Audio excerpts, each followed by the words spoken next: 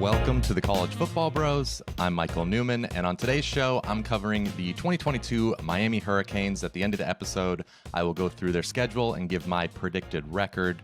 But first, just my general thoughts on the program after kind of a crazy offseason. Of course, getting rid of Manny Diaz at the end of last year, bringing in Mario Cristobal. I think that is an absolute home run hire. It is the perfect fit for Miami.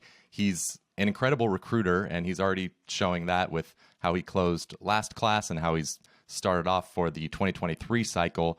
And Miami is just in a great spot because they are also one of the most aggressive and successful teams in terms of NIL. So super bullish about the direction of the program. I think Cristobal is going to have them competing for ACC titles within a few years, maybe immediately. We'll see. Let's get into the 2022 team. So the offense, I think, has a very high floor because Cristobal inherits one of the top quarterbacks in the ACC, Tyler Van Dyke, and I think they should have a pretty good offensive line as well. So high floor there.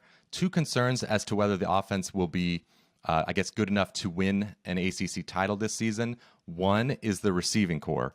Charleston Rambo and Mike Harley combined for half of Miami's receiving targets last year. So those are two major losses, especially Rambo. He just had a monster year last season. The receiving core remaining still has talent. They've recruited well.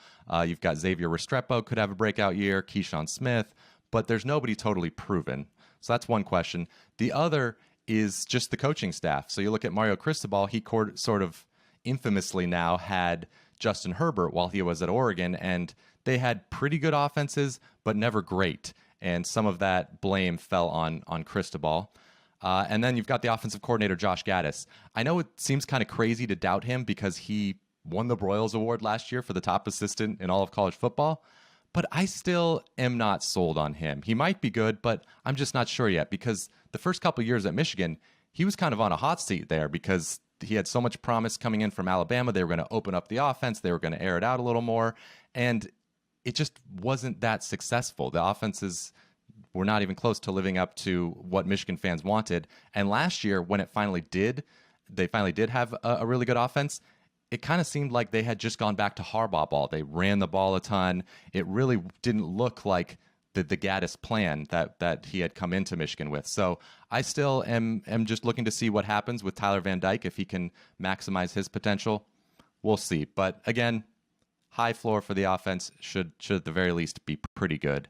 Let's move on to the defense. This side of the ball had major tackling issues last year, but overall it wasn't terrible, and it brings back a lot of production and transfers. So I think Kevin Steele's unit should be much improved this season. They did a great job of adding depth in the transfer portal, particularly on the defensive front.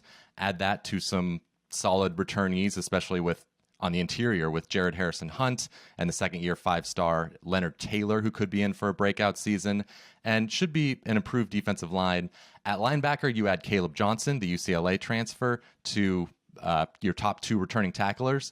Now they need to become a lot better tacklers. That was a major issue, like I said, last season, but it's always good to have production coming back. And in the secondary, Miami played a good amount of freshmen there, especially towards the end of last season, so they should get better. Very deep.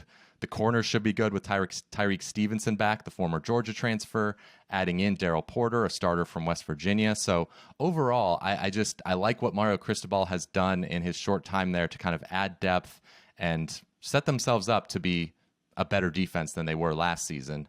But let's get to the schedule and predict their record.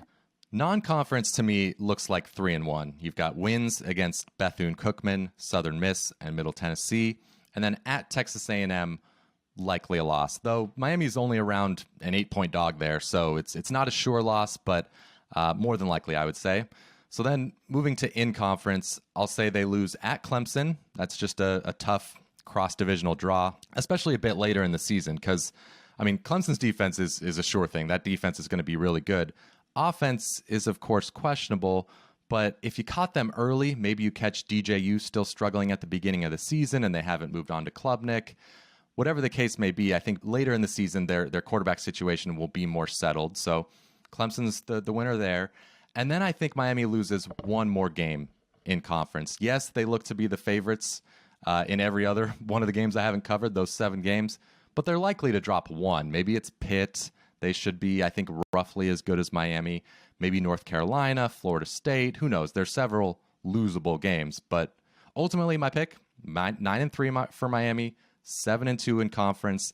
I think that would be a very good first season for Mario Cristobal. Pair that with a really good recruiting class, and that might lead you to an ACC title. They're my pick in the Coastal to win the division, face off against either Clemson or NC State in that championship game. I would favor whoever wins the Atlantic. I just think that the top teams there are a bit better, but we'll see. Let me know your thoughts in the comments below, what your predicted record is for Miami.